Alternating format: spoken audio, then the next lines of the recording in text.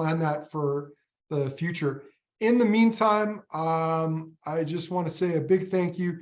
Maurice Chevallier is joining us, and he's joined us kind of short notice. This all came together a couple weeks ago. I was going back and forth with our local Bacchus rep, asking them about some other things, and she said, hey, are there any tastings coming up, things we can take part in? And I kind of threw it out there and said I didn't think it was likely to happen because it's very short notice. But by the way, we've got a Pulteney tasting coming up if anyone's available, and Maurice was kind enough to join us. Maurice, thanks for joining us tonight.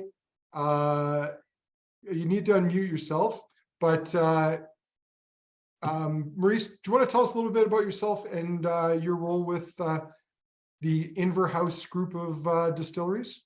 Yeah, first of all, thanks for having me. Super excited. Always a pleasure to either go to Canada or have a connection via Zoom with our Canadian partners. I've been in the industry for 13 years, and for 10 years I worked with our current importer in the United States called the Hodling Company. 2 years ago, I had the opportunity to get the brand ambassador role for our international beverage. So the brands that I represent are Old Pulteney, Ball Blair, Enoch from the Pulteney Distillery, and Speyburn. So no stinkers in that portfolio. We also have Balmenic Distillery, but that's 99.9% of that goes to blends such as Catos and Henke Bannister. So if you're a fan of blended whiskey, definitely pick up a bottle of Catos, because that's one of the few incarnations that you actually get any form of Balmenic in it, which is I think it's a crime that we don't have that as a single malt, but maybe one day. So here's hoping. So I don't have kids, but if I had more than one kid and you were to ask me who my favorite child was, I would look you straight in the eye and say who my favorite child is. I truly believe that parents that say they don't have a favorite are lying to you blatantly. But Old Pulteney is my favorite in my family of distilleries. It's the history, the juice, the distillery, the stills, just everything combined just makes for an incredible dram. I've had the opportunity to go to the distillery 3 times, and I learned something new every time. So if there's anyone that's new to the brand and has not tried it, that makes me even more excited, because that's the opportunity to make new fans of the brand. So we've had some changes, all for the better. The bottle, the label, the bottle, we haven't changed the juice, but the label in the bottle has been upgraded. And in my opinion, it's a perfect bottle, especially for a retail. There we go. It's going in and out of the atmosphere. But the shape on the top resembles our wash still. You've got Wick Caithness on the bottle. It shows you where we're from. The age statement, you can see a mile away. And then at the bottom, I'm going to see if you can see this. We have a little Easter egg. I'm still navigating Zoom. But if you turn the bottom, it's got a little sextant that reinforces our connection with the sea and our proximity to the sea. So that you've got Huddart there. Yeah. Huddart's one of my favorites. Actually right there, I'm going to stop and let me know what other direction you want to go. That's a little bit about me, but well, why don't we get our lips on the first dram, which is the 12-year-old, and then while people are enjoying that, maybe we can do a brief intro for it. We can talk a little bit about the distillery, which has definitely got some unique history behind it. Absolutely. Let me do this. Go ahead and pour your 12-year-old. So the distillery itself was established in 1826. We were until I think Wolfburn came out in 2014. Up until 2013, 2014, I believe, when Wolfburn Distillery opened, we were the northernmost distillery in mainland Scotland or the UK. So we're about 30 minutes on the dot from John O'Groats. So that's Land's End. That's the very tip of the northern UK. And on a clear day, you can see Orkney Islands. So approximately two times a year in Scotland, you can see the Orkneys. It's just always been that great beyond. We didn't have a road leading up to Wick Caithness, where the distillery is, until the 1820s, or excuse me, 1920s. And if anybody's taken a trip up there, it's still debatable if we have a road leading up to it. It can get pretty hairy sometimes. We really reinforced our connection with the sea. So when we were established in 1826, the distillery was built really to placate the thirst of all the sailors that came in and the fishermen that came in during the summer for the great herring boom. And for about 30 years, we were the herring capital of the world. And the town of Wick, or Pulteney Town, was purpose-built by James Pulteney to bring in herring, and within 12 hours have that herring leave the boat, get processed, cleaned, and either pickled or salted in a barrel, and then out on a boat by dawn the next day. So I've got some pictures we can share later, but that was thirsty work. So the fishermen would come in from the other side of Scotland, from Lewis and towns like that, and a lot of these fishermen were part of the Highland clearances. So they were farmers that were pretty much left to their own devices and kicked off their land. And the only thing they had to look forward to is either a boat ride to the New World or waiting for the summer fishing to make ends meet. So the town of Wick and Pulteney Town would basically triple in size in the summer. So you can imagine the sights, the smells, the violence that went on in this town. So where we had on the West Coast here and in Calgary and in United States, where we had mining for silver and gold, they were mining for silver and gold in Wick and Pulteney Town. But the silver was silver darlings, which was the herring of the day, and the gold was what we produced at Pulteney Distillery. And that's a little bit of a misnomer, because the gold didn't have time to get gold. It was basically new make that we're giving for the sailors.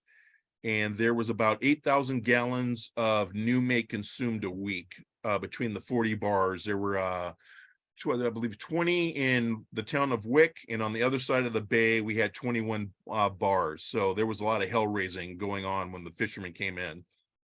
I think about 3/4 of their pay went to new make, and then the rest made it home to the angry wives. To pay for food and everything else. Absolutely. So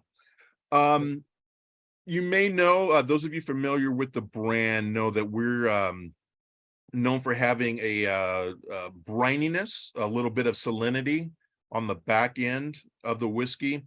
We don't like to use the word salty. It's for me, it's too brutish of a term. We prefer brackish or briny, which you get hints of the sea. It's not overpowering. And I think there's two reasons for that. We're basically 4 city blocks from the North Sea. So day in and day out, you've got salty air coming in and out of our warehouse. And that's in the air that those casks breathe in and out for 24 hours. We also have thank you for that. So you can see Pulteney Distillery, and that's less than 3 New York City blocks to Wick Bay. If you go due north, that was Wick Harbor. And when the herring boats came in, you could literally walk one end of the harbor to the next. You'd had about 4,000 to 5,000 trawlers that came in and out every day processing the herring. The water source that we have also contributes to the brackish component. That's Loch Hemprig, so it's about 3 kilometers away from Pulteney Distillery. And that water is brought in by a lade, or a little canal, that was that was designed by Thomas Telford, and Thomas Telford is considered the father of civil engineering in the UK. If you're in, I can't speak for Ireland, but I know if you're in the UK, Wales, London, or Scotland, for more than 3 days, it's virtually impossible not to come across or see something that was built or designed by Thomas Telford. So he built a lathe that is still working today, that goes from Loch Hempriggs, which is a open water source, and that goes to our distillery, and then it goes down to Pulteney Town, where that was used by the if you can go back one more. Go back one more, yeah. Yeah. Or two more, or one more from there. Oh, I'm sorry. They were in different. You can go back. I can use the one that you had. Yeah, so those were the yeah, right there. That's the herring lassies, or the herring lassies. So the fishermen get all the credit, but most of them brought their wives. So there were at least 1,000 to 1,500 women that came in the summer to process the herring, and you can just see the pure amount of fish, and look in the back, the number of barrels. So that was not easy work. Between the guts and the salt air and the salt for the preservative, that was not very good for the skin. So it was hard work, and it required a big thirst, and Pulteney Distillery was built to quench that thirst.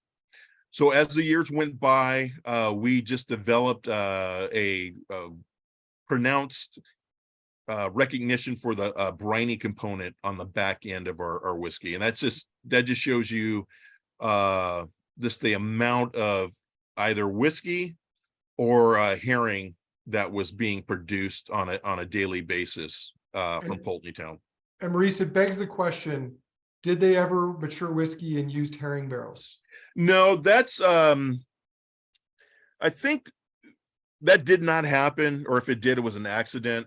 I think that comes into play the folklore via America. So, in the I guess you could say Applejack was America's original spirit, and then it was rum, and then rye, and then after the Whiskey Rebellion, it became bourbon.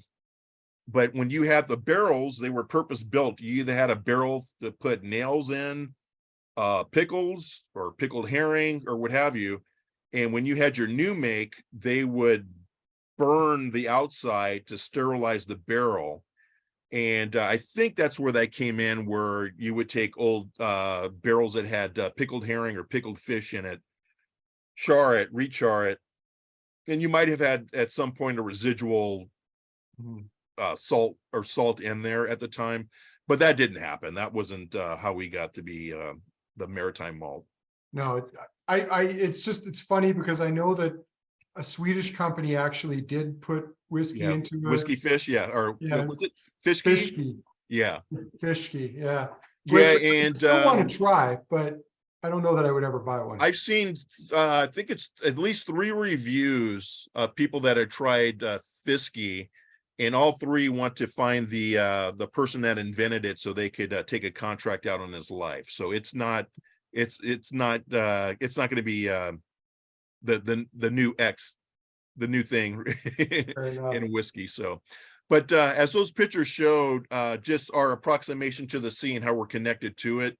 So much so that, if you take too much from Mother Nature, she'll make you look like a fool. So we still do fishing there, but there's not a herring to be found. It's more whitefish and crustaceans, because we just did a number on the herring. Just as those photos showed, it was just an absolute slaughter. But the distillery remains. We were dark for about 40 years. We had a prohibition, just like we did in the States. And this is one of my favorite pictures. When you go to the distillery, that's looking you when you make an immediate left. But that's a year in the life of the workers at Pulteney Distillery. And I wouldn't wouldn't reckon your chances if you bumped into one of those guys and didn't say you're sorry in one of the local pubs. They look like they wanted to make whiskey and then pick a fight. But that's kind of the guys that built our distillery. In the back, you see that stone, and I did submit a few pictures, some close-ups of it. Mhm. That's also part of the makeup of the whiskey. That is a dark Caithness stone. So Caithness stone is indigenous to that area. So when you think of Caithness stone, think of Charles Dickens, think of Dickensian. There you go. Think of Harry Potter. Just when you go to Edinburgh and Glasgow, just the old part of town, that old Ariki, that's Caithness stone.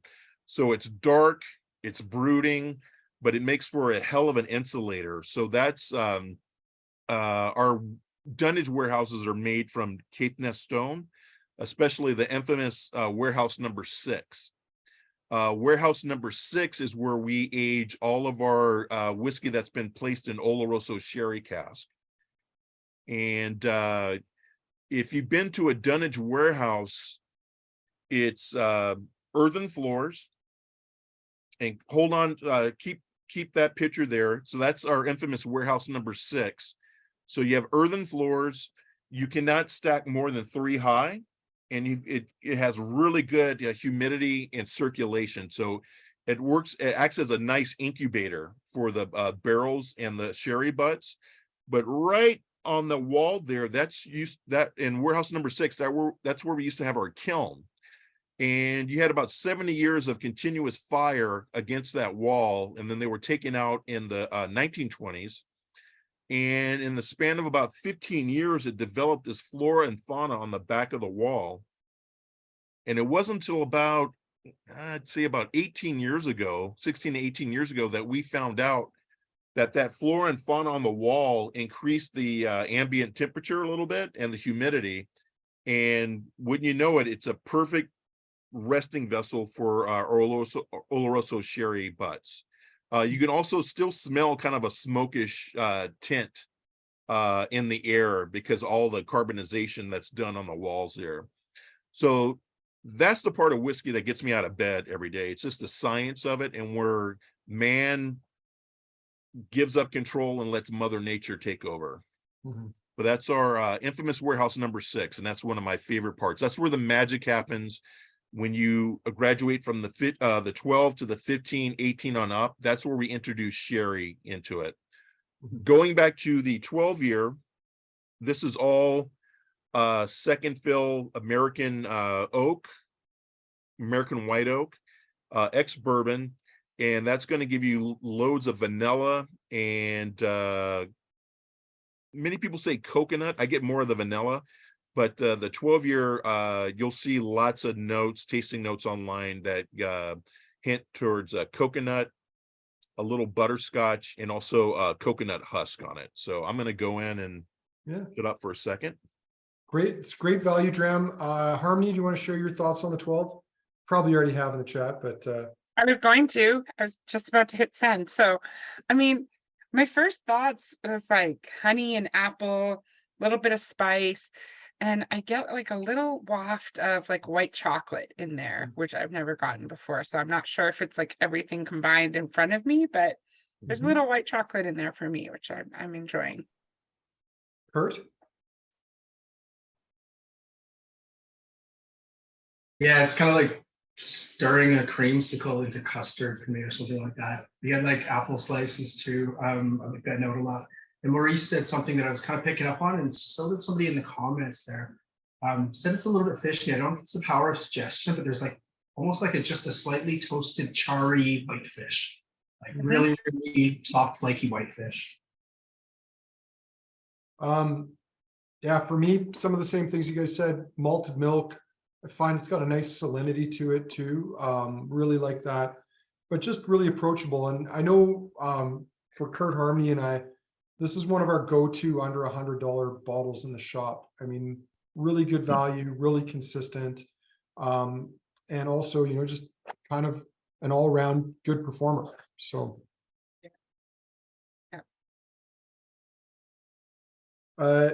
Now, Maurice, we didn't talk about like fermentation times or distillation. Obviously, the one thing out there is Pulteney has a unique still, and maybe we'll get to that in a minute. And it should also be said, I've heard 3 different versions of why it's that shape. But that comment about Kurt, like that fishy, like slightly fishy note. I mean, who knows where that's coming in? But where does your middle cut? Like, where do you finish cutting? Because I know that with some distilleries, if you get too low, you start pulling in these like tobacco fish sort of oily tones. Yeah, so I've got to revisit my notes. I know our cut is actually pretty pretty quick for that exact reason. So listen, I'm obviously biased. Our fermentation's long, our cut's short, but going back to it's a little tongue-in-cheek, but I'll share the little anecdote that I do. I hate the term brand ambassador, just personally. I'd like to say sales rep, whatever, but the company says you're a brand ambassador. The reason I hate that term is a brand ambassador. Okay, what does it mean? When I see a brand ambassador, should I wear like a top hat and a monocle and a cane and the other thing is, if you've been in the industry long enough, you've been a brand ambassador long enough, you'll learn to bring in a Star Wars reference. You'll be forced to take 2 paths. You can be a good Jedi, or you can be a Sith. All right, both are powerful. A good Jedi will know when to shut up when it comes to allowing the consumer or the attendee of your event to tell you what they're tasting in it. An evil brand ambassador Sith will know the power of this little lizard brain that we have right about there, the power of suggestion. So, for example, I gave you a couple of notes on the 12, which are the ones that I truly feel that I get. And it's pretty much, if you look at 99% of the, Google searches, you're going to get vanilla coconut, right? If I were to say, and, mid palate, I'm not sure if you got it on mid palate, there's banana rind. And then if you taste a little, swirl it, it comes back, but it's more like banana chip. And then if you just breathe in and out, rest a little bit, on the back end, you'll get that banana custard on the 12-year. If I say banana 3 or 4 times, I'm not sure how many people we have today in attendance, but let's say we got 26. I can get 18 of you to say, you know what? I didn't get it at first, but damn, I get banana on it. So I think the fish may come in an example, because we're talking about herring. We're looking at the pictures. We're looking at old little lassies gutting herring. I think I got a little bit of fish on it as well. So never underestimate the power of suggestion. So just my promise to you, as we get to the 15, 18, and the other expressions tonight, I'm going to tell you what the narrative thread is, but then I'll shut up and let you tell me what you're getting on it. So that's just to put a nice little bow on the brininess, God forbid, fishiness of our whiskey. Mm-hmm. Fermentation time, most of our distilleries go long, so we're about 57 to 60 hours for our fermentation. Ball Blair is the most fanatical. I would say Ball Blair and Knockdhu are the 2 fanatical distilleries in my portfolio that go as long as they can take it on the fermentation. For this reason, we are brewers first before we're distillers. Whiskey is what beer wants to be when it grows up. Okay, if you make a subpar beer, you're going to be chasing flaws all along the way of the whiskey process. So I used to be the guy, before I got into the industry, when I got into whiskey, I was enamored about the why is this still this shape? Why is the line arm this descending instead of ascending? And why is the boil ball this shape and that? One of our Gordon Bruce, one of our distillers, or actually our master distiller at Knockdhu, told me, okay, that's a means of extraction.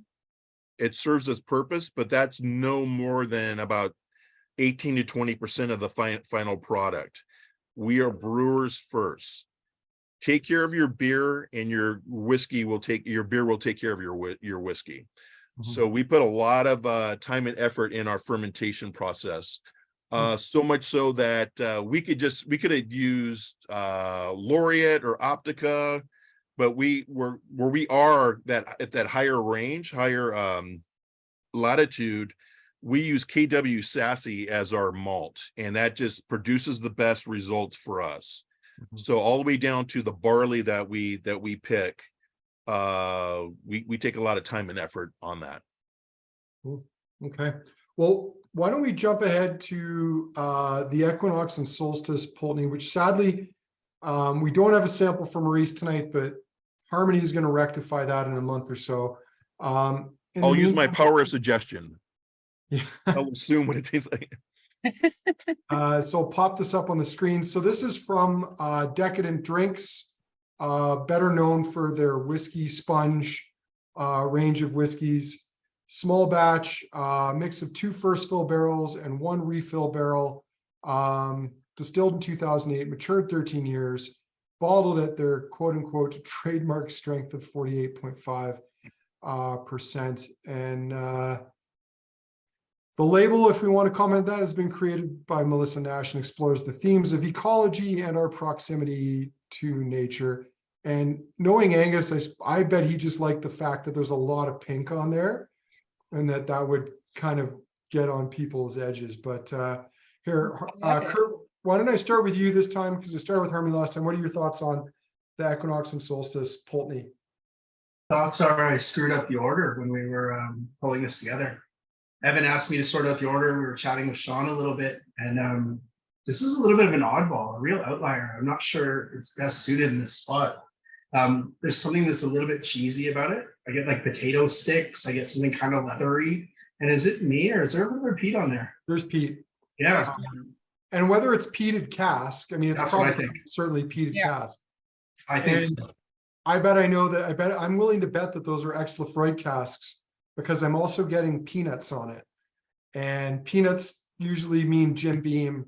So my guess would be ex-Jim Beam peated, like Lefroy, ex-Lefroy casks is my guess. That's what I would think too. And Pulteney was owned by Allied until 95 too, right? So there's probably some cask crossover. So who knows how old this cask is too that they would have had. Right? Because I know Angus wasn't re-racking anything, right? He was just buying casks. Yeah, exactly. Yeah. But odd in this lineup, I think. It's a little odd. I mean, sure, maybe it could have gone a little further back, but because it's all ex-bourbon, I think it's going to ease fine into the 15. Harmony, what are your thoughts on it? It's a little chalky and minerally as well, which I'm really enjoying. It just shows a rugged expression of Old Pulteney that I enjoy finding. I know a lot of independent bottlings of Old Pulteney that I've enjoyed are very elegant and finessed and creamy, and although this does still have a nice body to it, I love that the chalkiness of it, and that stone minerality, and yeah, the peat for sure. There's some nice spices in there as well. Ginger and cinnamon still come through. That's kind of related to its core. Yeah, I like it. It's a nice revisit. It's very spirit driven. I mean, there's a bit of an oak impact there, but really it's like some nice soft citrus and white orchard fruits, that little hint of peat that's creeping in there. And yeah, there's a nice gravelly minerality to it. But Harmony, I'm going to be that guy. It's Pulteney. It's not Old Pulteney. Only official bottlings can be called Old Pulteney. Everything else is just Pulteney Distillery, whereas Old Pulteney is the brand. And I struggled with that really until a few years ago. It was hard for my brain to wrap around that, but interesting little side note there on that. And I did note, I went digging in the trusty old malt whiskey yearbook, and that might explain the cheesiness Kurt's getting into in this one, that the fermentation at Pulteney can vary from 50 to 110 hours.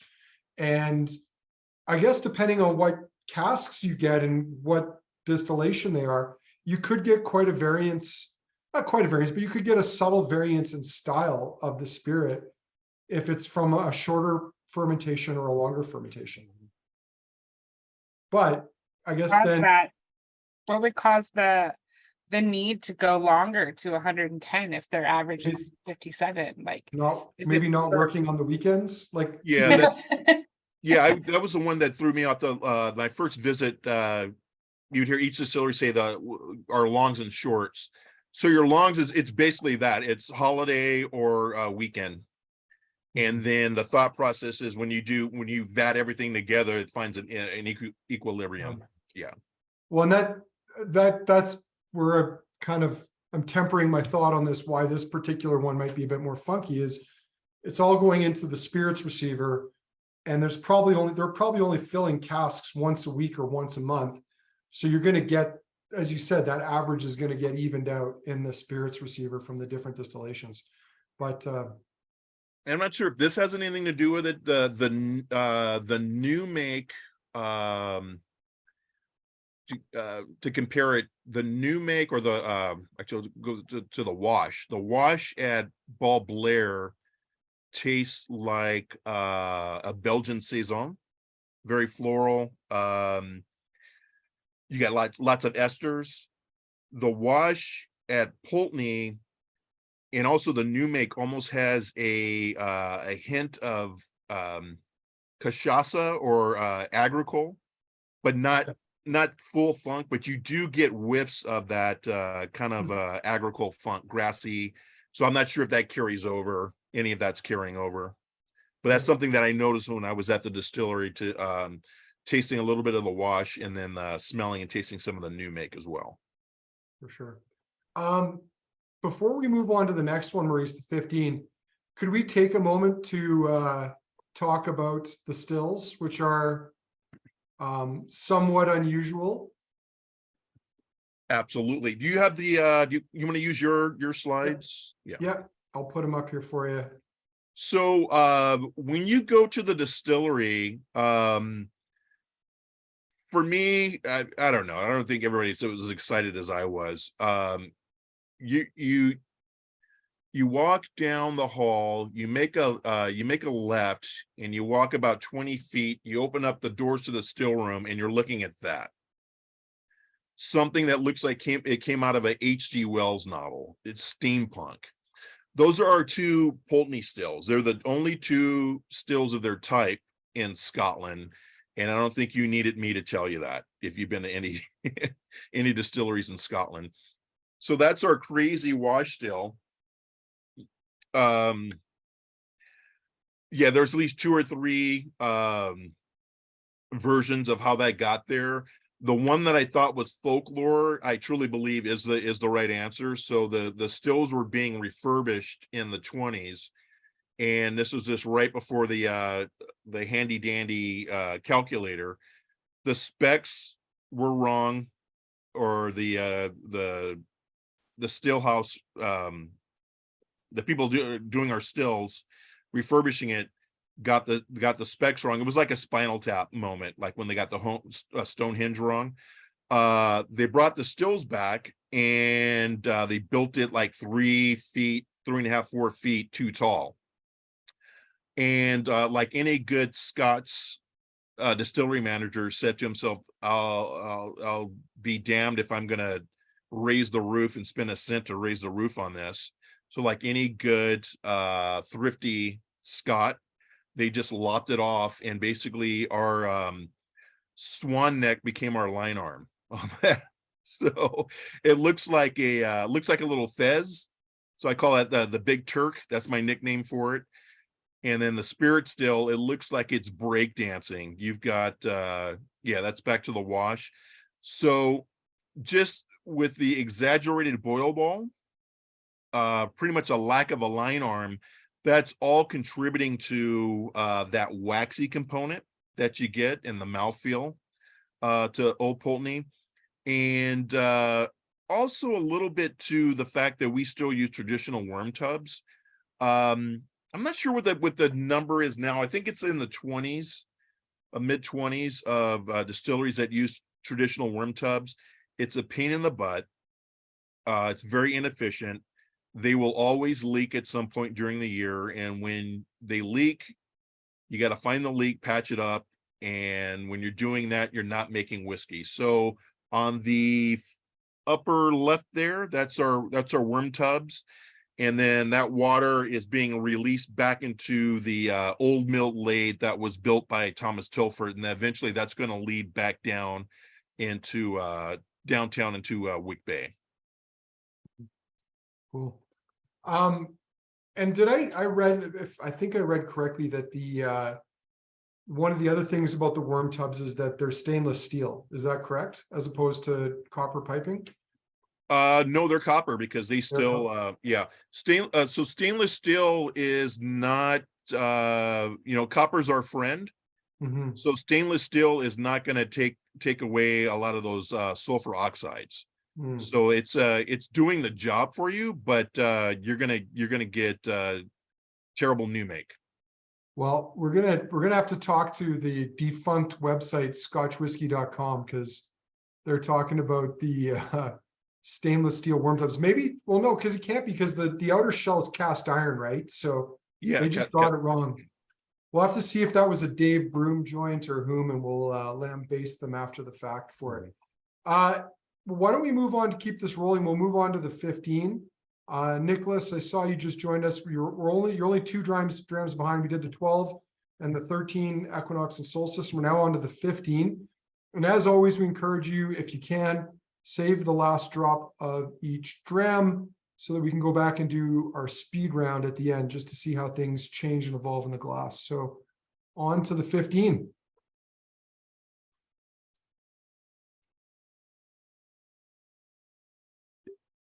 This one I have, and I will join you. And going back to the power of suggestion, this is the part where I'm not going to tell you that the 15 is my favorite. I'm sorry. I blew it. So the 15, this is where it gets interesting. So any expression starting at 15 and up, we further mature in Oloroso sherry.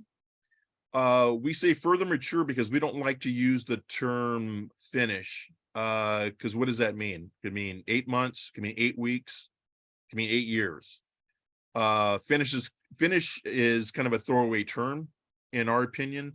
So we say further matured. So anything that is racked in Oloroso sherry butts, it's a minimum of 3 years. And again, they go from palletized warehousing into that infamous warehouse number 6, where all the magic happens in the little far right corner. All right. Harmony, I believe it's your turn to go first this time. Thoughts on the Pulteney 15, which when we were speaking before, you'd said was your favorite in the range. Not to put the power of suggestions into people's minds, but No, it is. It's got everything that I like. It's got those dried fruits and also those bright apple notes and citrus. The vanilla, it's still creamy on the nose. You can smell its richness before you even taste it, which is nice. The palate, chocolate, which I love. I get those nice Christmas cake spices, and it has like a pretty generous long finish for a 15 year, which just makes me happy, and I enjoy drinking it. It's got the proper, minimal 46% that I like, so I think it stands up well. cool. Kurt? You can tell it's so much like more cushioning with the sherry, right? It brings a lot of those kind of dried fruit tones and stuff to it. It's almost like a little bit, I think of a strawberry and raspberry jams. Not like when you buy a jar of it, but those little peel back ones you get in restaurants. Kind of smashed a couple of those together. There's a nice kind of sour note I get on it too that I really, really dig. Not the bad sour, but like that kind of tangy, fruity sour that starts to hint at, a few more years and we're going to tropicals. Mhm. Well, great value, nice, easy drinking. That funkiness that we got to a certain extent on the 12, but definitely on the Solstice is still there, along with that nice salinity, that creamy undercoat, even underneath those berry fruits and chocolate. It's got a really nice balance to it. I love the fact that this is at 46% unchill filtered. You just get a little bit more mouthfeel from it, which is nice.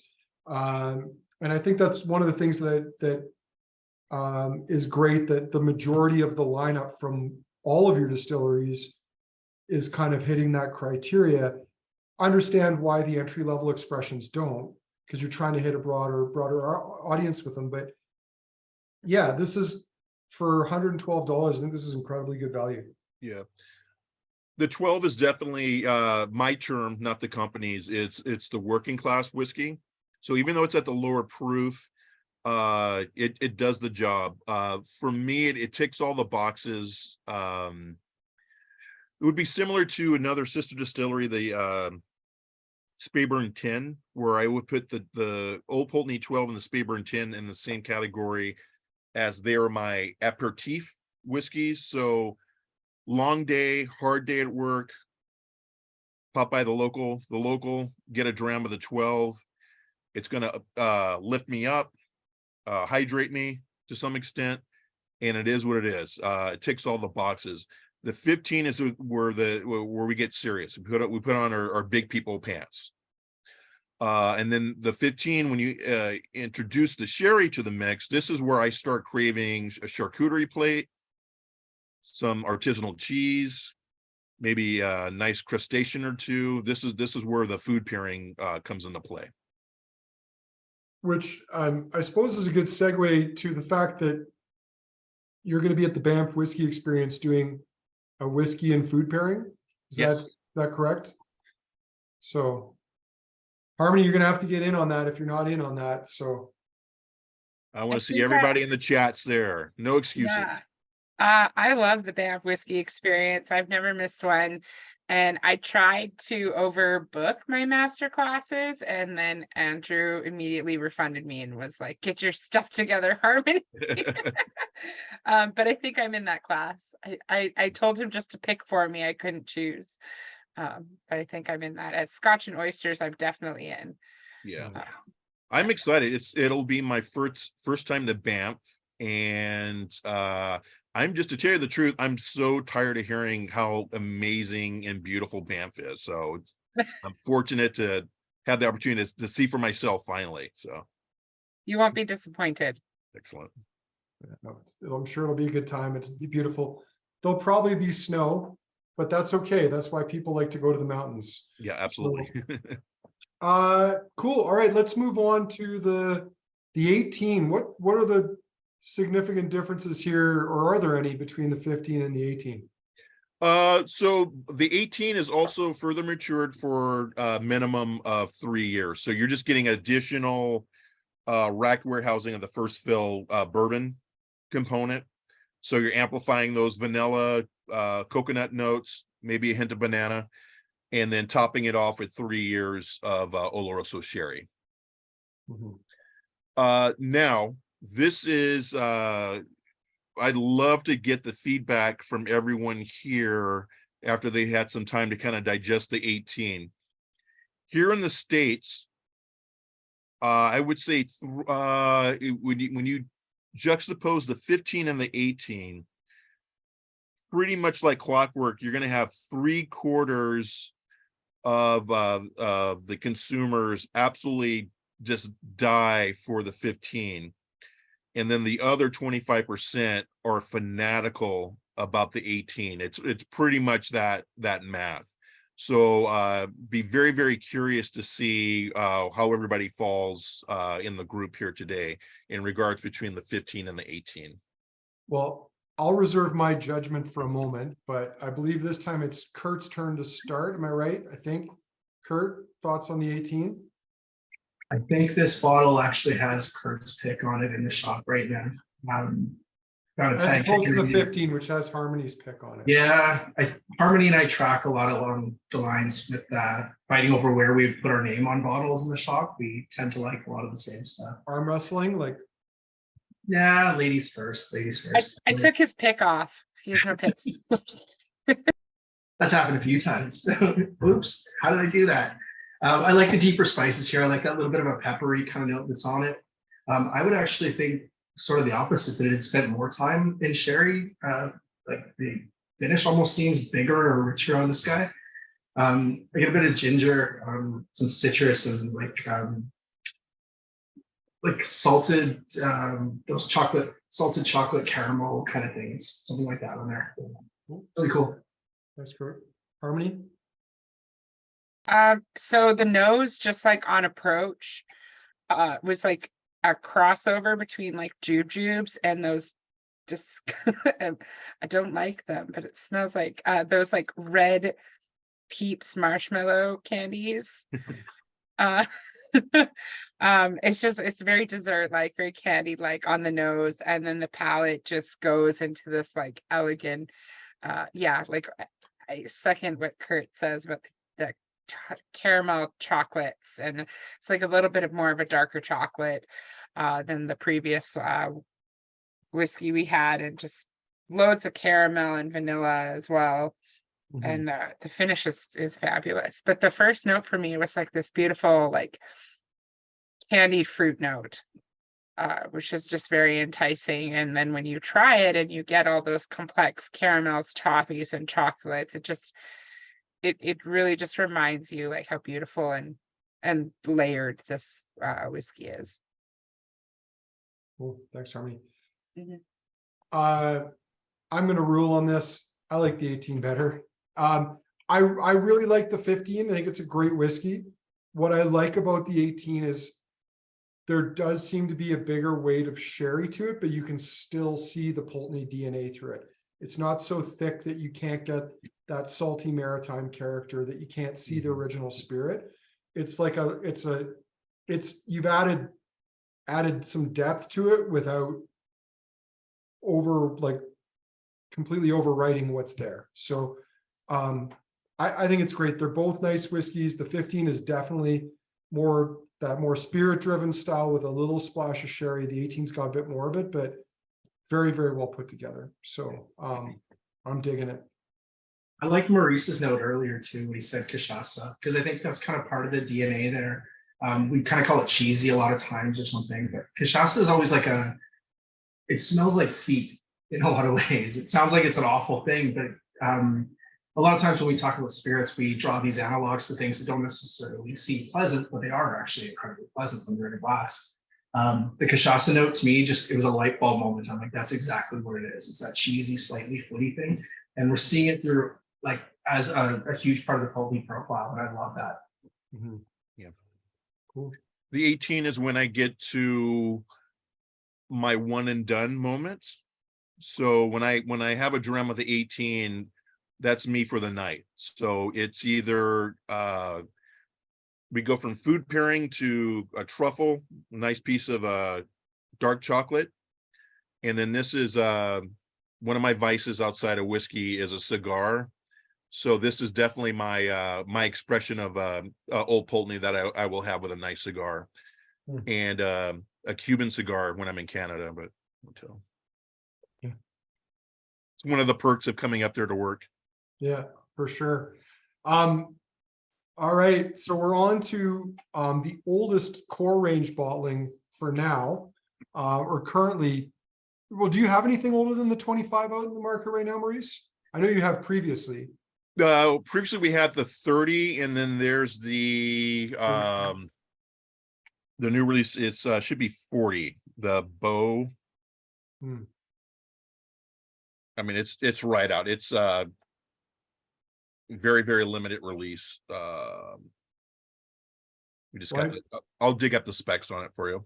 Well, I remember the last 40 year, which was not too long ago, about 7 or 8 years ago. I would imagine this 40 year is going to be a little more expensive than the last one. Oh, yes. Just the way the world's going. But there was also a gorgeous 1983 vintage, I think, that was out for a little while. Yeah. that I really dug. Anyway, tell us about the 25 year. So the 25, you've got at least 4 years of that Oloroso sherry, and that's all up to Malcolm Waring at this point. The 25, like let me back up for a second and just let you, for full disclosure, a personal bias of mine. Whether it's any of my distilleries or a competitor or brands that I like, once we get to age 18, I ask myself, okay, is the whiskey getting better? Why is this being released as a 20-year-old, 21-year-old, 25-year-old? Is the whiskey actually progressing, or God forbid, are we chasing a flaw with additional aging? A competitor, I won't say competitor, a brand that I don't represent that I absolutely adore, Glenfarclas, their older expressions, I think they just absolutely nail. They just do it right. There's other distilleries that I've had an 18 or 25 or 21-year-old, and I'm like, all I can taste is the sherry. I cannot taste any malted barley left in this. Why are we doing this? And I know, former Upper Canada and the States, we're young, we're the new world. We're enamored with anything with a number on it. So I know the Scots are happy to release old stuff, because we'll pay a pretty penny for it. But having said that, the 25-year-old, I'll give you a personal anecdote. This was our VIP secret pour, or VIP pour at the Chicago Whiskey Fest. So you go to Whiskey Fest and it's bourbon heavy, rye heavy. You'll have, a couple of incredible cognacs here and there, but it's primarily you're there for the big whiskeys. Our VIP pour was the Old Pulteney 25, and I clocked it. We killed that bottle there that you see before you in under 22 minutes. We had that big of a line for the Old Pulteney 25. So if you haven't tried it yet, you are absolutely in for a treat. And for me, it answered my own personal bias that yes, the whiskey can progress after 18 years, after 20 years, and actually improve, or not necessarily get better, but find its own little nuance at that age. So same component. I believe we're clocking in a little more than four years with Oloroso sherry, but you can still taste that it came from malted barley. And I don't have the dram in front of me, but I revisited it's about 2 months ago, and I was just surprised that you still had a nice astringency on the back end, and it wasn't cloying. It wasn't a big sherry bomb. I used to rep Glendronach, amazing juice, but some of those older Glendronachs, I mean, those are big, knock you in the face sherry bombs. This is I think it's very dialed in, very finesse for a 25-year-old. I've got some thoughts, but we'll start with Harmony this time for your thoughts on the Pulteney 25. It's very nice. It's to me, it's got a little bit of like wood shavings and like leather and dried fruit, but also like this nice fresh, dried mango for me. That's a snack I like to have from time to time. So I'm getting a little dried mango on the nose, and the palate is nice. I love the bourbon aspect that comes through on that, like the gingers and vanillas and tons of apples that are still showing, but you still get those sherry characters at the finish and at the in your mouth. It just leaves that like nice dry fruit and chocolate coating, and you can feel the weight and the age of it quite nicely. Yeah, it's very nice. Cool. Thanks, Harmony. Kurt? Love this one. Yogurt covered dried fruits to me. A little bit of a tangy funk still going on there. now we're leaning into the tropicals that we kind of love in those older whiskeys, right? We're finding more, not really deep into those pucker the cheek sour tangy kind of things, but just that super pleasant mellow enough. I kind of differ a little bit on this one than I think Maurice. I kind of prefer my bourbon matured whiskeys and my sherry matured whiskeys to be separate a lot of times. I don't necessarily think slamming the two together after years apart works. In this case, I think it works really well, but I think that probably has to do with the length of it too, as you said, like a secondary maturation as opposed to just stuff it in a barrel to clean up some of the rough edges, which I think happens way too often. It's pretty, it's balanced, the DNA is still there, but there's just a polish here that, you know, I love the other ones. It's one of my favorite distilleries, but when you get to something like this, you see how pretty it can be when it's all dressed up.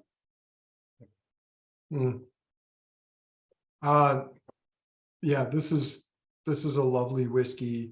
I like how the sherry is somehow more restrained in this than it even is in the 18. So it's allowing some of those more tropical tones like Kurt mentioned to come through. It's elegant, nice balance. I love the salinity in it. And even going back to all the way back to the 12-year-old, almost like that little bit of a flinty minerality coming through too. This is all in all just a beautiful bottling. I need to sit down and write a tasting note for this one because I've tried it before, but I've not really put any focus into it. Probably same with the 15 and 18, like all of those need to have that attention. But yeah, this is gorgeous whiskey.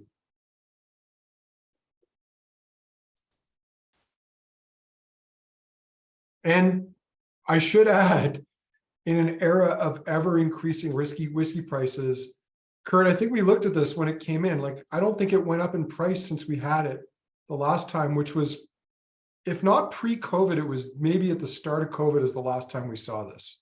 Yeah, when this came in, we got a fair allocation of it. I think a couple of us in the shop looked at each other and went, why is the price as low? And that does not happen ever anymore.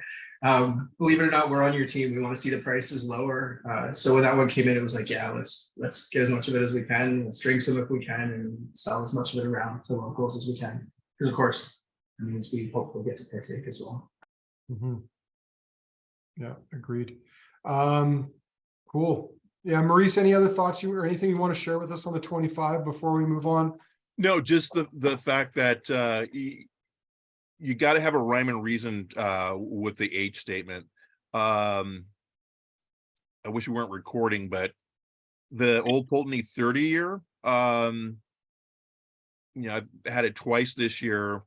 Compared to the 25, the 30 year doesn't blow me away. The 25 it's got its own little zip code.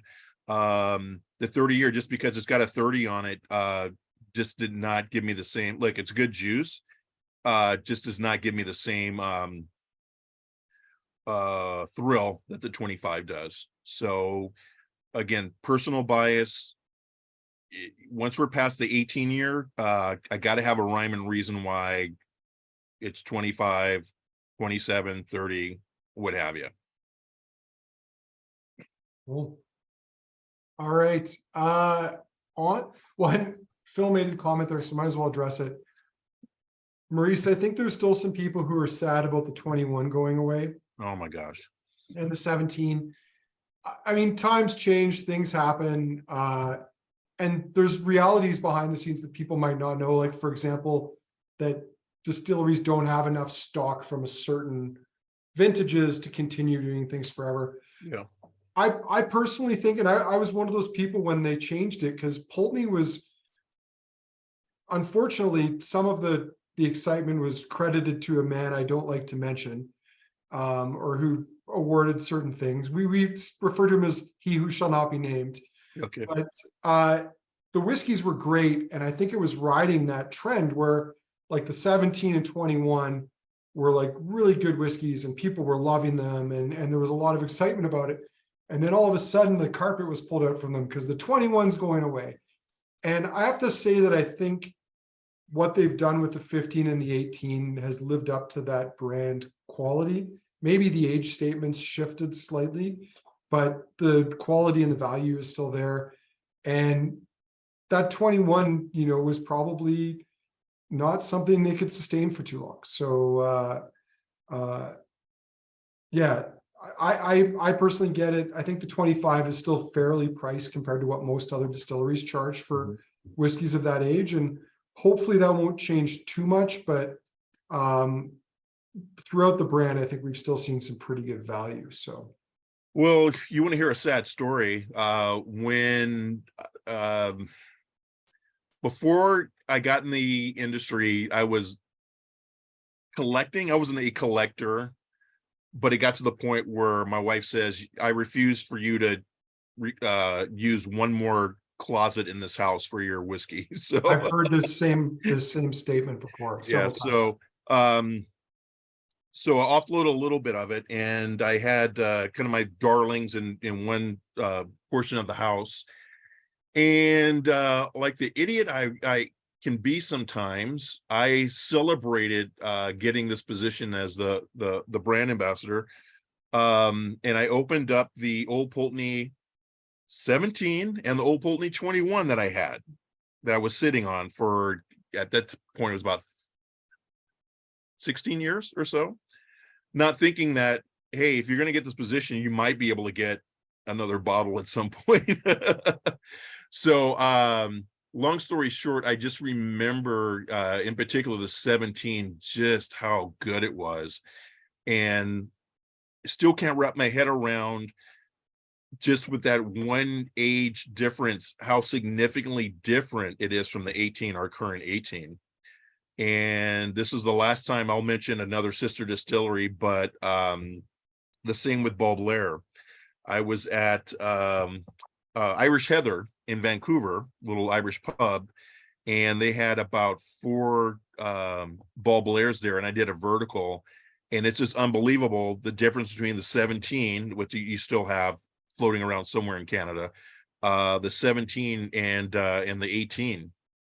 And that's kind of the impression that I got with the Old Pulteney 17. I don't know what it was about that age statement, but it's dearly missed. Mhm. All right, on to the 1983 from Gordon MacPhail, which now we had a couple of reasons for wanting to do this tasting. I think firstly, I don't know if it was Kurt or Harmony or someone else said, oh, we got enough whiskeys, we should do a Pulteney tasting. But secretly, I just really wanted to open another bottle of that 1983 Pulteney, because it's from Gordon MacPhail, because it's absolutely stunning. And Maurice, we will make sure you get a chance to try this, because it's a lovely, lovely whiskey. This is gone now. It's twice reappeared, and we've been able to get a few more bottles of it.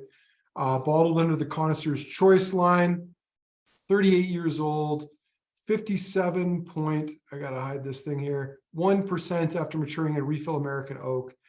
And it's a stunning bottle. Whose turn is it now? Where are we on number 6? Kurt, it's your turn to start off with here. Thoughts on the Pulteney 83? Andrew, you know as well as I do, when we did the tasting with this one last time, I came in and was going to buy this bottle the next day, but I knew another guy who wanted it, so I left it for him. Gentleman scholar that he is. We don't talk about Fight Club. I did not say who it was. You're. I left it. I kind of regret that. It's a great bottle, but it ended up in good hands. Let's just put it that way. But I adore this whiskey. I adore how deep on the palate, especially goes into those tropical zones. That's like my kryptonite in whiskeys. You can find those kind of deep, really, really suck you into this whirlwind of fruits kind of thing going on here. This is everything I want to know whiskey. And it's like so syrupy and thick and waxy, and oh my God. It doesn't drink its strength, if you know what I mean. It sits really, really comfortable. Yeah. Harmony? Getting kiwi. Oh yeah. Oh my gosh. This is so good. The first time I picked it up tonight, I put it in the chat, like it's like that footy cheese note. It's so creamy and heavy and rich, and it's fantastic. Yeah, Oh, it's just, there's no words, only chats. Papaya and guava. Oh yeah, there's that nice acidity there too. yeah. This is name that tropical fruit with caramel and salt Oh yeah. and waxy tones. It's utterly gorgeous. You know what, Um, Maurice, you wouldn't even like this. It's okay. I mean, we're really playing it up here. Yeah, exactly. I didn't want Well- any anyway. Yeah. One of the things that I was looking at before, when I think it was before Inverhouse acquired Pulteney, but prior to that, there was no official bottlings. It was all, the only official bottling that was out there was an 8-year-old Gordon MacPhail bottling. So for the longest time, the only way you could get Pulteney single malt was from Gordon and MacPhail. And it was around the time Inverhouse took over that they started releasing Pulteney single malt. So I mean, they're a company that's been working with the brand for a really long time, and true to their fashion. I mean, this is the company, by which I mean Gordon MacPhail, that puts it in their own wood. They get spirit, they put it in their own wood, either at the distillery or at their own facilities. And this is almost 40 years old. I will say, like, that the last Pulteney 40-year-old I had wasn't quite the same as this, but it was also absolutely stunning and a real treat to have. That 1983 was gorgeous. The 35-year-old was a great bottling when that was around too. And there were also those, remember the accidentally peated 89s and 1990s? Those were also absolutely beautiful, underappreciated whiskeys when they came out at the time. And Kurt, I think I can tell you want to say something. So I think with this, the really sort of key thing, or with whiskeys like this anyways, Maurice was talking earlier about, those whiskeys that go the distance, and you start to question, like, did you need to go this far? A whiskey like this, you're not looking for additives from the cask after a certain point. You're looking for the subtractive qualities, right? You just want an oxidative vessel. So to get a whiskey like this, you need like a kind of dead barrel, and you need a lot of time. Nobody stewards that stuff better than G&M. They're the best in the game for that. Yeah, refill American oak, almost 40 years, absolutely gorgeous. Beautiful stuff. And Maurice, yeah, we'll save that for you, but I'll make sure we have a sample of it for you when we come out, because it's worth trying. It sounds amazing. Yeah. All right, one last whiskey in the lineup, and it's the odd one out, and then we're going to go back and do the speed rounds. So Maurice, do you want to tee up the Huddart for us? I'll bring it up on screen here. Yeah, so Huddart is a interesting little side project.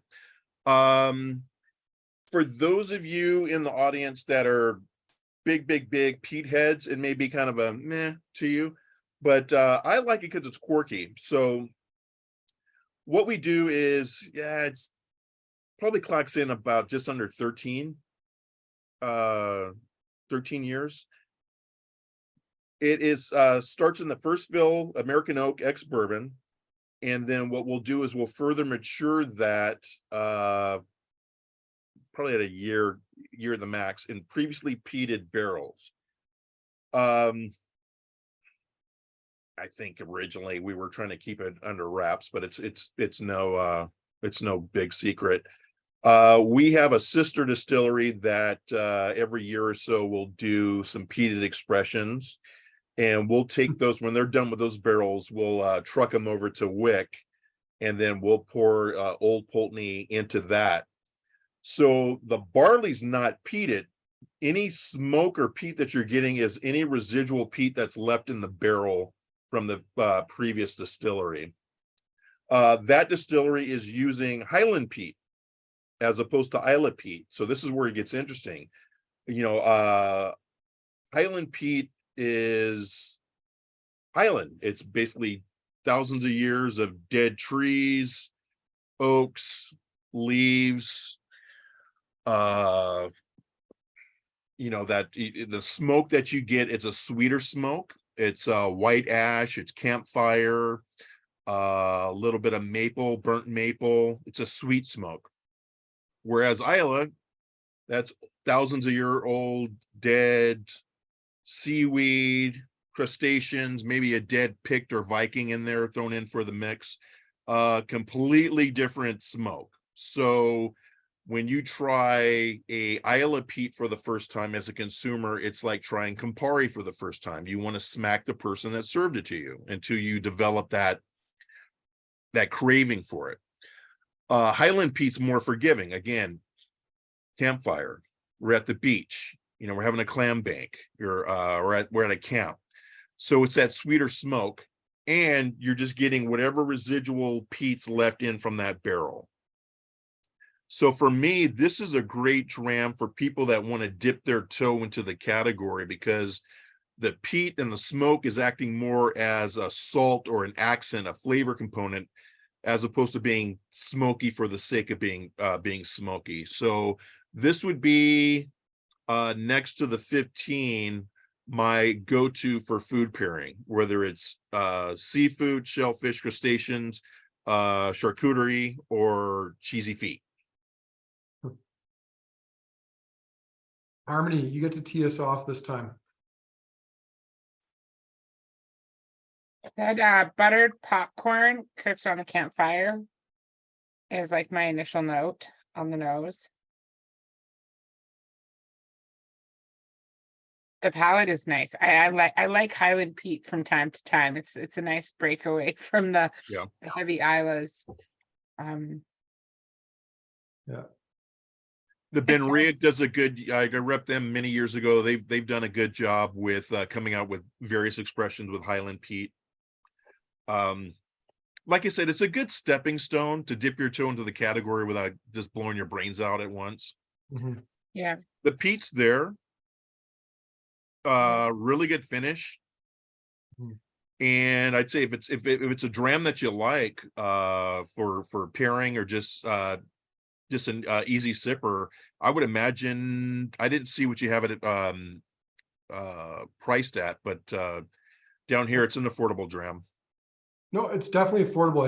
If I remember correctly, it's around $90, somewhere in that range. Where are we here? It's exactly $90, and occasionally it goes on sale, so it's even better than $90.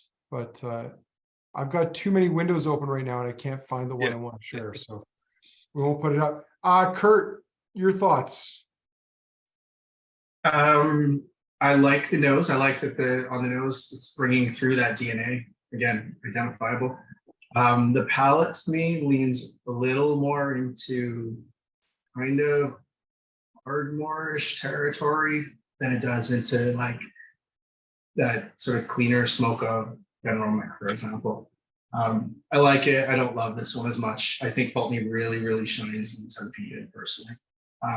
Of course, I'm still drinking this and happy to drink this because it's damn good whiskey. But if I've got my druthers, I'm leaning into the unpeated stuff in Pulteney. Still technically unpeated. It's just from a peated cask. Fair enough. We're going to get pedantic. I love it. This is going to get a little weird. I find it's a little bit farty. And maybe that's that popcorn note that Harmony's talking about. Well, and I think it's also the Ardmore note that Kurt is talking about. Well, Ardmore is a whole different category. That's barnyardy. But it's kind of like Fat Bastard once said, everybody likes their own scent. And it's kind of got that like, it's kind of got that like, you know, hotboxing the blankets kind of aroma. So I love it. It's muddy, it's ashy, that salinity comes through nicely. Is it my favorite in the lineup? No, but I think it's a cool whiskey, and it, as you said, Maurice, it's a nice segue for people who don't want to dip their toes completely into peat, which even, and I'm not sure everybody picked up on, but I believe you were alluding to Noctu and the peated Anok releases that are going out there. I mean, even though it's not Isle of Peat, for a lot of people, those are pretty big peaty whiskeys, whereas this, you're just getting this like subtle, muddy earthiness coming through. Yeah. And I didn't see it come up in the chats. Forgive me. Huddart refers to Joseph Huddart. So the distillery is on Huddart Street. And Joseph Huddart was integral in the building of the town, Pulteney town. So he was I always butcher the name, a cartographer, a map maker, and made his fortune in developing a specific way to knot ropes that was incorporated by the British Navy. So his ropes lasted 3 to 4 times longer than the traditional ropes that were used at the time. So with Great Britain being the empire at the height of its empire at that time, he became very rich. But it's basically an homage to him, our distillery being on Huddart Road, and his contribution to Pulteney Town and its development. Cool. Interesting little segue. Okay. Maurice, this might not work as well for you, but for Kurt and Harmony, it's time for the speed rounds. So we're going to reverse them around this time. We're going to start with Kurt on whiskey number 1, back to the 12-year-old Pulteney. What do you got for me? Softened up beautifully. Normally I would expect a 40%er at the start of the lineup to kind of fall apart a little bit, but it absolutely is not falling apart. In fact, it's a little bit better than when we first came across it. I love it. Fruits are a little tamer now. Spice is a little bit tamer too. Candied nuts for me, and not salted caramel, those soft caramel chews that you get at Halloween that stick to your teeth and you can't get them off. I drank all mine, but the glass is beautiful. It's very very fruit forward, and I still get vanilla out of it. So very nice. Maurice, here's an idea for you. You don't have to actually absorb it or pass it on. Yep. Have you ever considered doing a cast strength version of the 12-year-old for everybody else, just to see what that spirit looks like at full proof? If it was up to me, absolutely. There's people called the marketing department that just think people in my role just drag our knuckles. Oh, this is being recorded. God damn it. Basically, if you can't tell, granted, slightly different scenario, I still say those things and don't worry about it. So you'll be fine. It'll be we'll fine. delete it in post-production, right? Yeah. There's a quick lesson I learned when to pick and choose my battles, and that's a future battle that I will have to fight. So okay, well, we'll do what we can as well. You know, when and where. Equinox and Solstice, Pulteney 13 Harmony. Your turn. It's empty. It's empty. Yeah. So that's a good sign. I still get those like wood shaving notes and tons of chalk. Like, it's so interesting to me how different it is. And I don't know if it's just the age with no sherry. I mean, so does the 12. I don't know what it is. I like it. It's so unbelievably peanutty. I can't get past the peanut note on the palate. It's Moose McGuire's pub in University at the U of C, like where like the floor is littered with peanut shells. Yep. It's all I can taste is peanuts and maybe a little bit of cocoa powder mixed into it or something. Mm-hmm. Well, it's neat enough. It's going for like 10 pints of Guinness at Moose McGuire's pub and eating peanuts all night. Salted peanuts, one should add. No calories at all in that kind of night out. But when you're like 19, does it matter? So very good. 15. Kurt, back to you. That new school kind of spicy sherry on the top of it. Still see Pulteney through it. It's pretty. I like that the spice is a little bit tamer. I'm getting a little bit of a slightly bicycle tire note coming through almost. Maybe it's just black liquor or something. It's kind of dark on it. Mm-hmm. Yeah, I was thinking black licorice too, but when you said rubber, like the tire note, that hit home for me more so than the licorice. But I like it. I'm going to take that and I'm going to spin it into like 1930s cars for some reason. It's like old school rubber, like antique, maybe slightly falling apart. Did you just say you were going to take that tire and spin it? Why not? We can do that. Maurice, some good news for you in the chat. yes. Nobody in marketing will watch this whole thing, only the real nerds. You're safe, Maurice. That's Perfect. Sammy's expert opinion. I think we can on that. So well put, Sammy. That's a different Sammy, by the way. That's Sammy in BC as opposed to Sammy in Calgary, who is Perfect. polishing his, I think it's a Ford. Does he have a Ford pickup truck? White Yeah, Ford? he's a Wonderful. he's a Tundra and a Lexus. All right, it's a Right. Toyota Tundra. Okay. Harmony, back to you for the 18. Oh, so fruity. Those fruit notes really have come out where it's very different than the 15.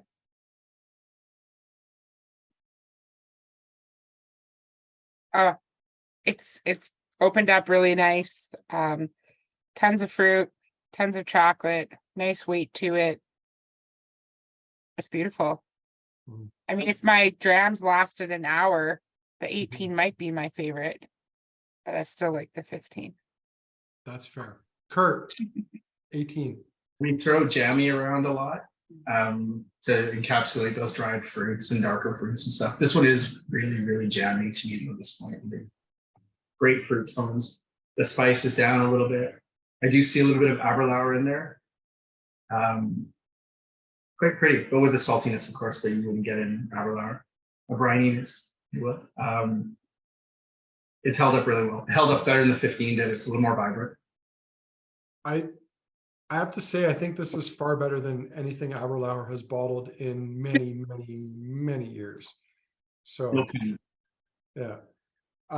Even though it's not, it's like, it's a very different style of whiskey. I think it drinks very well for an 18-year-old. 46%, just very well put together. Great dram. Kurt, back to you, 25.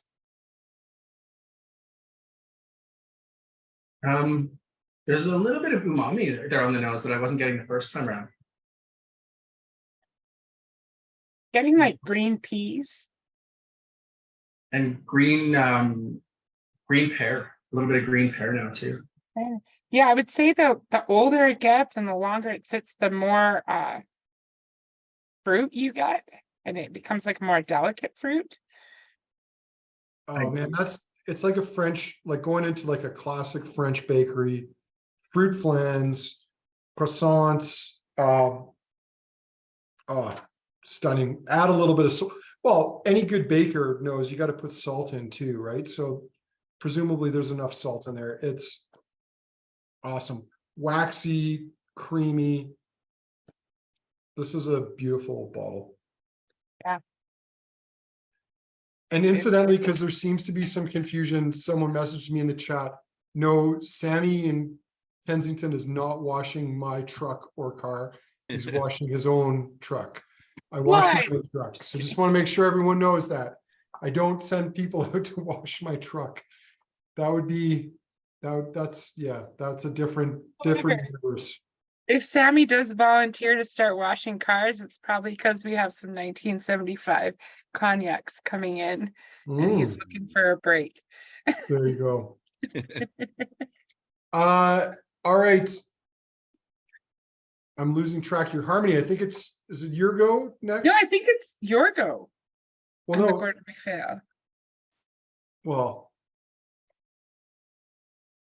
and I put it in the old school blender's glass. And I probably should have done the same with the 25-year-old Pulteney, to be fair.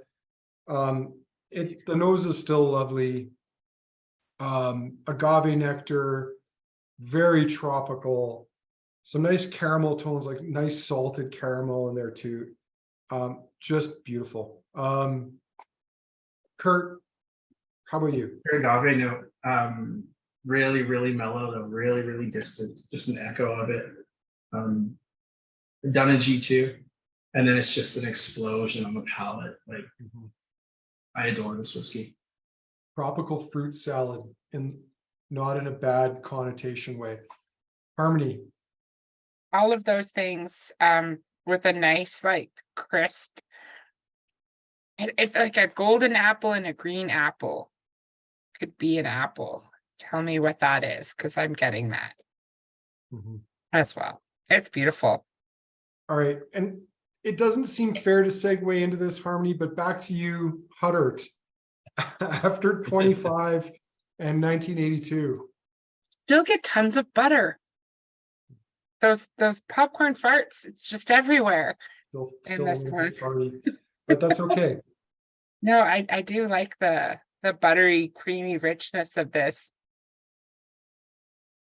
Now, Maurice, I know you're not in marketing, but I would advise maybe not using that farty note as a sales strategy. Nope. Probably not. This is going in my masterclass at Banff. So Perfect. You can say Andrew at Calgary said that this is a farty, but he loves it. So cheesy feed followed by who put hot box? Someone had hot box on there. okay. Tads of Dutch oven. Mhm. This is what my wife lives through, I think. I was gonna But she say doesn't the drink whiskey, wife's so That The one that spinning sound is our marketing team in their graves right now. They're like, no. which is so funny because Kurt, Andrew, and I often upsell a whiskey on its farty measure. or just So like so. I remember sitting in a master class the very first year that they held the whiskey show in Vegas. In my opinion, the best year that they ever held it. Since then, it's become a bit of a classist show. But anyway, the guy from Diageo, Kurt, helped me out here. I don't know why I can't. Nick Morgan did a master class with their special releases that year, which included a Port-El, an Aurora, a Kalila. And the Kalila he described as like sheep shit on a hot skillet. Like that was his nosing note for Kalila. And he was the guy pumping all this stuff up. So if Nick Morgan can describe his own distillery's whiskey as sheep shit on a hot skillet, then I think all bets are off. I just like Granny used to make. Mhm. I mean, like, why not just say super hot day? You had to bake it. No, I like the Huddart. I think the first thought when I had this, and I actually revisited it today, and without thinking, I poured Balblairs and Old Pulteneys for a gentleman. He was looking for an ard bag because he read about it, and then when he tried it, he was like, "It's too much." So I poured him the Huddart, and then the 15 Old Pulteney, 15 Balblair. But revisiting it for myself, it just makes me want to do a non-Islay peated tasting where we can try different styles of peat or different finishes with peat, because they're not always, like you had said before, that offensive, give it to them peat and just like turn them off completely. Well, the thing is, so I think it's a great way to get people into the category. You know, I remember the year, where I was, the city, the time of day, the place where I tried my first single malt. It was like a little mini. I was at a trade show, and I mean I was in advertising back then, and my boss was really into whiskey, so we would just buy bottles, and when we were on trade shows together, we would, you know, just talk about what we bought. So he knew a little bit more about single malts than I did, but he was telling me about it, and I went to, it was in La Jolla in California, and a whole row of minis, and I just picked one, and it was a little Glenlivet. But I remember picking the bottle, and right to the right of it was this little green bottle with a white label, which was Lafroig. If I would have picked that green bottle of Lafroig, I wouldn't be here right now. I would have said, nope, not for me. But just trying a single malt Glenlivet for the first time, it just piqued my interest, and then it was just down the rabbit hole, which, long story short, I'm here today. So I just think there's a time and a place for peat. You got to find people at their level, and that's what I enjoy about Huddart is, you know, it is what it is, but it's a good gateway into the category. The thing is, some people, they get so, I mean, like Octomore now, it's just not everybody can handle that, right? Yeah. And just meet people at their level, and then you can graduate up to those higher funky cyberpunk levels of peat, but you got to start somewhere, you know, just, you know, start there. Yeah. Yeah. I agree. All right, we're just about done. I'm gonna trigger the poll.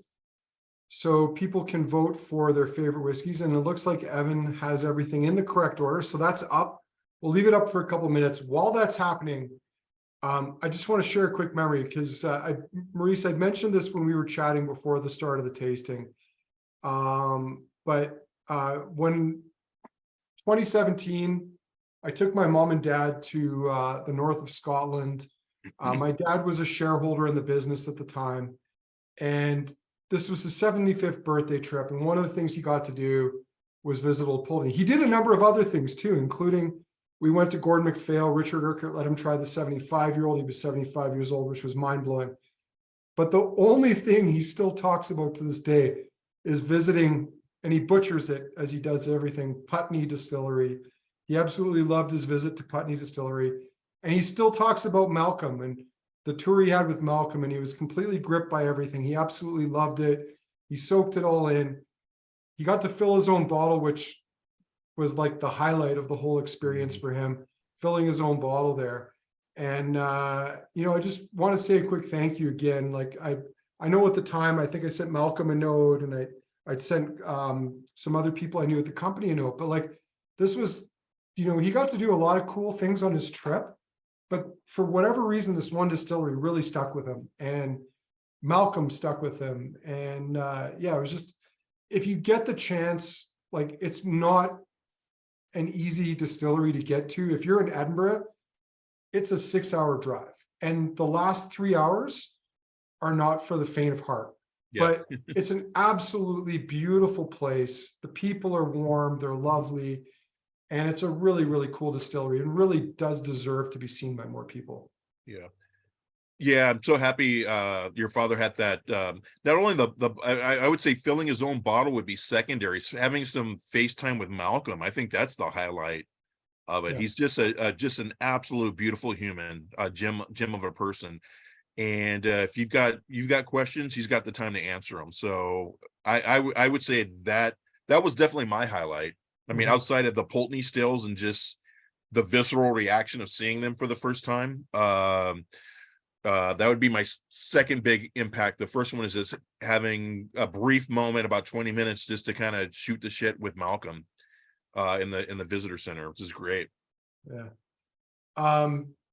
Dave Smith commenting in, he's been there. He took the train and it was easy. Personally, I like the drive. I love driving in Scotland. I love the windy roads. I love the scenery. He is saying he had a dodgy meal at an Indian cafe. I will say, I went to this bakery in town, and I only ever have these in Scotland, but the Coronation chicken sandwich, which is, I don't know, like, I think I would never have eaten it if it wasn't for necessity at some point, but I love a good Coronation chicken sandwich, and I had a great one somewhere in Pulteney town, well, Wick, but the Pulteney town side of Wick at some point. So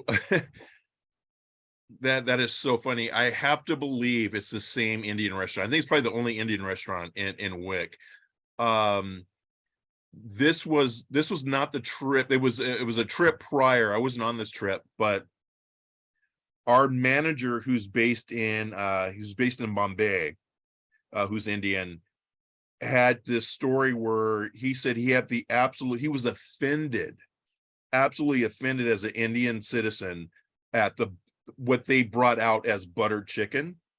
And he said he was this close to like going in the back and like telling them how to make it. So I'm sure that's the one thing not to do in Wick is get Indian food. But probably I want to say if it wasn't the number one, it was the second best fish and chips I had. I mean, it couldn't get any fresher. Just an odd little town. It's great. It's got its own little melancholy feel to it. Also, it's home of a Ebenezer Place, which is a Guinness World Book of Records. It's the smallest street on the globe. So when you go to Wick, you can take 1.5 steps and across Ebenezer, I think Ebenezer Road. It's the smallest street on the globe. So just something to do when you're there. But don't get the butter chicken, get the fish and chips. Yeah. But the coronation chicken was quite good at this little cafe down by the harbor. And it might be the power of suggestion again. I'm getting a little bit of coronation chicken on the nose of a 25-year-old right now. And banana. Sorry, Maurice? And banana. And banana. Couple quick things before we wrap here. I'm going to share the results here as well. Just want to check in on the poll. Looks like most of you have voted. So round one, not entirely a surprise. Kind of hard to beat a 38-year-old, especially when it's on point. But that Gordon MacPhail Pulteney showed well. The Old Pulteney 25 showed really well too. For second favorites, what have we got? Old Pulteney 25, Old Pulteney 18, and then the G&M rounding out third. And purely just official bottlings, Pulteney 25, Pulteney 18. I didn't notice Evan did that. That's clever. We got 3 different polls there. And then a tie between the 15 and the Huddart because Pete, as Evan put it on there. So that's pretty awesome. Nice to see the votes spread around there. I would bet, Maurice, if there was a cast strength version of that 12-year-old, it would have been somewhere in there between the 18 yeah, votes wise. Absolutely. Anyway, well, listen, Maurice, big thank you to you for joining this tasting on short notice. Really appreciate it. Look forward to seeing you in Calgary in the not too distant future. Absolutely. Quick question. I'm blanking on the name. There's a wonderful pub. It would be like the equivalent of Irish Heather. I think is it McAllen's or Buchanan's? Buchanan's. Great burger. Oh, absolutely. It was my first time having Alberta steak. I thought I knew what a steak was in the States. Basically, our steaks are bourbon, your steaks are the rye. It's the next step up. So I've got his card somewhere, but they had mentioned about doing like a consumer dinner or a tasting and stuff like that. So if you guys want to do that, I'd love to put that on the books at some point. If you got Maurice, send me a note. I can put you in touch with James. We can get this all sorted. Perfect. But yeah, absolutely happy to do something on that front and have you do something in person, potentially in the store too. But I want to thank you again, Kurt, Harmony. Thank you. Thank you, everybody who took part in tonight's tasting. It was an awesome lineup, goes without saying, but really appreciate that. Have a great night. Hopefully we'll see you at one of the tastings in the weeks ahead. And until then, stay well and enjoy your drams. Thank you, everyone. Thanks for having me. Hope to see you in person. Thanks, everybody. Take Have care. a great night.